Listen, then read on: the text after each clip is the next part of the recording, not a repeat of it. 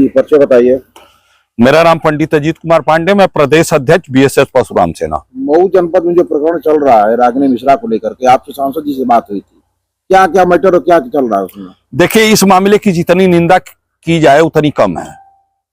हम कहते हैं कि रागिनी मिश्रा एक कंपोजिट विद्यालय के टीचर हैं, उसको भी मैं मानता हूं, लेकिन जो भाई साहब लोग इस मामले में लगे हुए हैं उनको मैं नसीहत दे दूं कि रागिनी मिश्रा किसी की बहन है और किसी की बेटी है। तो देश के प्रधानमंत्री जी और प्रदेश के मुख्यमंत्री जी हमेशा ये कहते हैं कि जो गांव की बहन बेटियां हैं, चाहे हर किसी जात की बहन बेटियां हैं, उनका सम्मान होना चाहिए।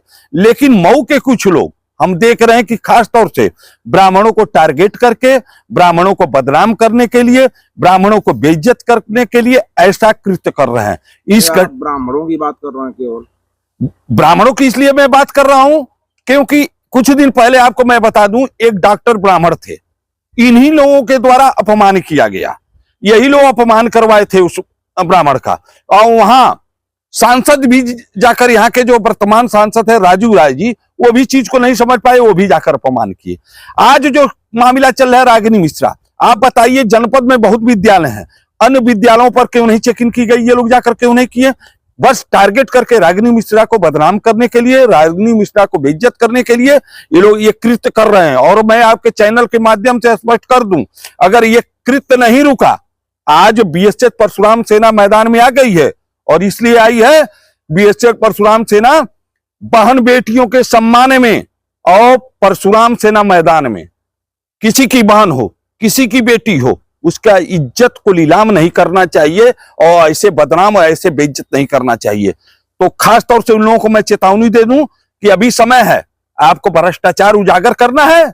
बहुत चीज पड़ा हुआ है भ्रष्टाचार, भ्रष्टाचार ना रुका है ना रुकेगा। तो भ्रष्टाचार मैं बता दूंगा ना, तो ये लोग जा नहीं पाएंगे, वहां पहुंच नहीं पाएंगे, किसी की हिम्मत नहीं है कि उसको चला दे।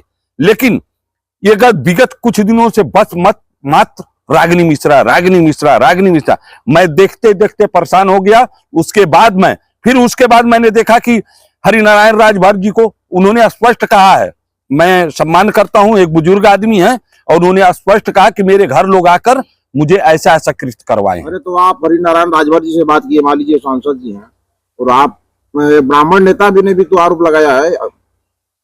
कौन आरोप लगाया है? वही जो मिश्रा जी हैं।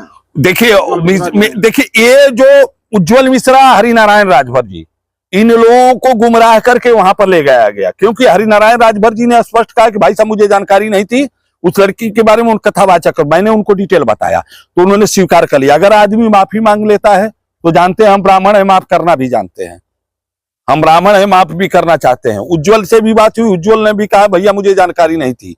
इन्होंने एक राजनीति का षड्यंत्र रख के, भ्रष्टाचार का वो करके रागिनी मिश्रा को बदनाम करने के लिए, क्यों बदनाम करने के? क्योंकि रागिनी सेना का अगला कदम क्या होगा? अगला कदम जो होगा, अब बहन बेटी के सम्मान में परशुराम सेना मैदान में, तो हम तो मैदान में आ गए भाई साहब, अब बताएंगे। अगर ये नहीं रुका प्रकरण तो हम लोग आंदोलन करेंगे, जहां तक होगा प्रदेश भर के जितने हमारे बीएसएस परशुराम सेना के कार्यकर्ता हैं मऊ में जमेंगे और सबको जवाब देंगे। एक चीज और मैं बता दूं, रागिनी मिश्रा के बारे में आप लोग को बता दूं कि वो कक्षा 8 से कथावाचिका है। क्या राम का नाम लेना गलत है? कृष्ण का नाम लेना गलत है? शिव का नाम लेना गलत है? इन्होंने जो भी काम किया, कृत्य किया, सनातन धर्म का बदनाम करने के लिए रागिनी मिश्रा के खिलाफ ये खबर चलाकर, ये लोग सनातन विरोधी हैं, सनातन को मानने वाले नहीं है। नहीं तो रागिनी मिश्रा मधुबन में है रागिनी मिश्रा का कथा, लेकिन वो शाम को कथा कहने जाती है। अगर भ्रष्टाचार को बचाना है तो हर जगह भ्रष्टाचार खोलिए, लेकिन वो लोग नहीं जाएंगे। खास तौर से ये लोग, खास तौर से ब्राह्मणों को टारगेट करता हूं, और मैं प्रदेश भर के ब्राह्मणों से आह्वान करूंगा, और जनपद के जितने मठाधीश ब्राह्मण हैं उनको भी मैं बता देना चाहता हूं, आप लोग ऐसे मामले में शांत रहेंगे तो आने वाला समय जो है आपका भी सब मिट जाएगा। सबको इसमें तैयार होना पड़ेगा, सबको लड़ाई लेना पड़ेगा।